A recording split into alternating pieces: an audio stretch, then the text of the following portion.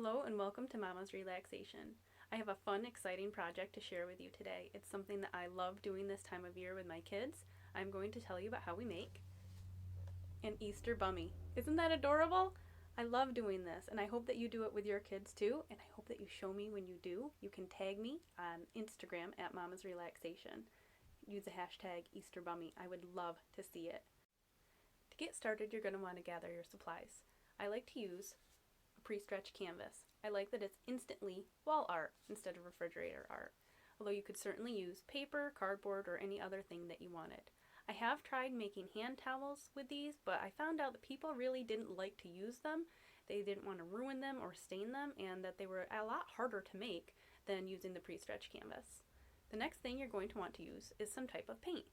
You could use finger paint, acrylic, washable kids paint. I use fabric paint.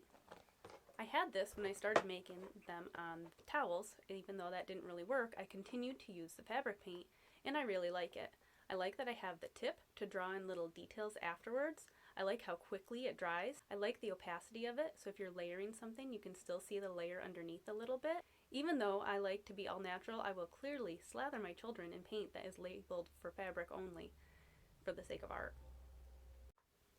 You're going to want a damp cloth to wipe off your child's skin between each layer, and with a fabric paint you can also scrub off the canvas if you make a little bit of a mistake and things get a little too smudgy for you.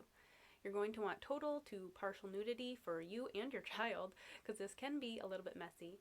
And if you really care about your floors, you may want to layer with the drop cloth.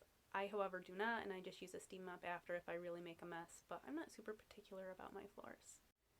Here are a few tips if you're doing this with a baby. Babies under a year old seem to have a really hard time with the flat hands required to make a handprint. So if you're going for a handprint, expect that it might be kind of sloppy. Even though you make some sloppy art, it can still be really cute. See these little smudges? It doesn't really matter, they're still cute. And seconds are really great for grandparents. Even thirds, they don't seem to care. When my kids were little and in their wiggly phase, I used to do their feet and their hands in their high chair or their jumper. That way, instead of bringing their foot to the canvas, I could bring their canvas to their painted little foot. Here is one I made the other day. To make the basket, I faced my child away from me, and to make the rabbit, I faced the child towards me. You can see there was something I wasn't happy with, so I erased it and started again. To make the eggs, I used my child's heel, and to make the jelly beans, I used their thumbprints.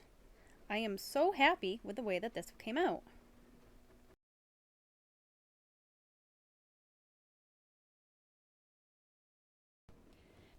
These are my sister's rabbits, which inspired me to make this for her, but it was so cute that I kept it. And here are a few other ones that I have made. Really, the possibilities are endless. Thank you so much for spending this time with me today. I hope that you are feeling happy and inspired right now. If you make something, I would love to see it. Please, if you're on Instagram, use a hashtag easterbummy and tag me at Mama's Relaxation. I would love to see it. Also, I realize I keep talking about this as a project between you and your child, but really, there's no reason this shouldn't be a family portrait.